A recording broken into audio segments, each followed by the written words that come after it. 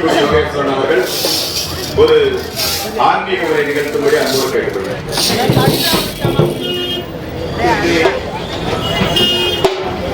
நடாத்தப்படுகின்ற இந்த விநாயகர் சதுர்த்தி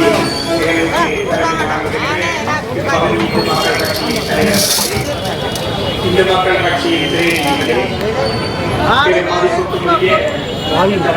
இந்து தர்மம் காக்க தன்னை ஏற்படுத்திக் கொண்டு சேவையாற்றிக் கொண்டிருக்கின்ற இந்து மக்கள் கட்சியின் மாநில தலைவர் திரு மதிப்புக்குரிய அர்ச்சன் சம்பத் ஐயா அவர்களே, இங்கு கூடியிருக்கின்ற அடியார்களே, அனைவருக்கும் முதலிலே அன்பார்ந்த வணக்கம்.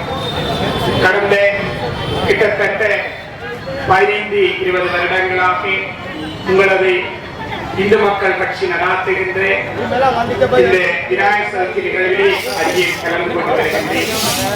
மிக மிக சிறப்பாக ஒவ்வொரு இடங்களிலும் மதிப்புமிக்க அர்ச்சன் சம்பத் இந்து மக்கள் கட்சி தலைவரின் தலைமையிலே இந்த விஜயஜன ஊர்வலம் மிகச் சிறப்பாக நடாத்தப்பட்டு வருகின்றது.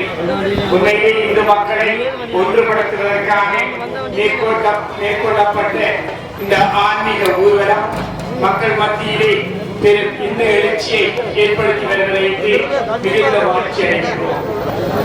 எங்களது நாட்டை பொறுத்தவரையிலே எங்களது நாட்டிலே இந்துக்கள் நாங்கள் 2வது இடத்தில் இருக்கின்றோம். ஆனால் எங்கள் மக்கள் இந்து சமயம் கேட்பதெல்லாம் இந்த தமிழகத்தில் இந்தியாவின் இந்து சமயத்தை வைத்திருந்தால் இந்து சமயம் கேட்கின்றார்கள். அங்கு பாடசாலைகளிலும் இந்து சமயம் ஒரு பாடமாக இருக்கின்றது. உயர்தர கல்வி பட்டப்படிப்பிலேயும் இந்து சமயம் ஒரு பாடமாக இருக்கின்றது. அங்கு இருக்கின்ற இந்து கோயில்கள் எல்லாம், பௌத்த கோயில்கள் எல்லாம், ஏனைய மத கோயில்கள் எல்லாம் சுயாதீனமாக அந்த மக்களிடம் இருக்கின்றது.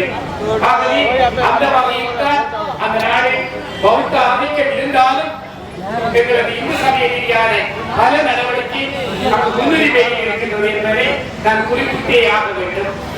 அரசாங்கமே ஒவ்வொரு இடத்திலும் ஒவ்வொரு ஆலயங்கள் தோறும் அனுமதி பாடசாலையை காமித்து அதற்கான செயற்திட்டங்களை வருகின்றது. ஏனென்றால் ஆன்மீகத்தை வளர்க்க வேண்டும் என்பது ஆன்மீகம் இல்லாமல் ஒரு செயற்பாடு நடைபெற முடியாது. அதனால்தான் பழங்காலத்திலே அரசர்கள் மன்னர்கள் ஆட்சி புரியும் போது தங்களுடைய ஆட்சி திறனை மேம்படுத்துவதற்காகவும் மக்களிடையே நல்ல பண்பை வளர்ப்பதற்காகவும் ஆன்மீகத்தை முக்கியமாக எடுத்தார்கள். இந்த தமிழகத்தை நீங்கள் பார்க்கலாம், எவ்வளவு பிரம்மாண்டமான கோயில்கள் இவையெல்லாம் அரசர்களால் கட்டப்பட்டது. ஏனென்றால் ஆன்மீகம் மிக முக்கியமானது.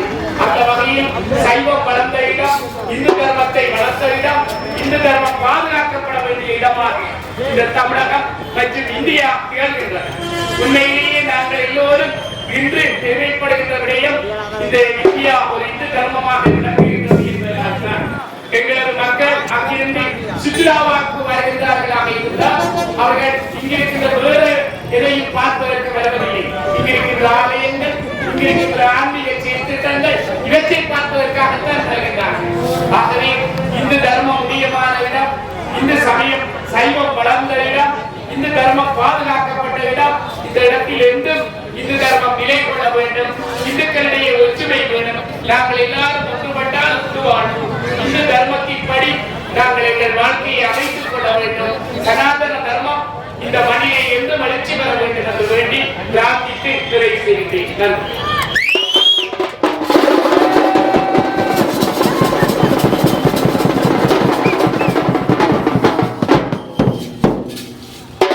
இங்கே வருகை புரிந்த சிறப்பு விருந்தினருக்கு நம்முடைய வெங்கடேசி அவர்கள் இப்பொழுது வரவேற்பு தெரிவித்து அவருக்கு பொன்னாடை அணிவித்து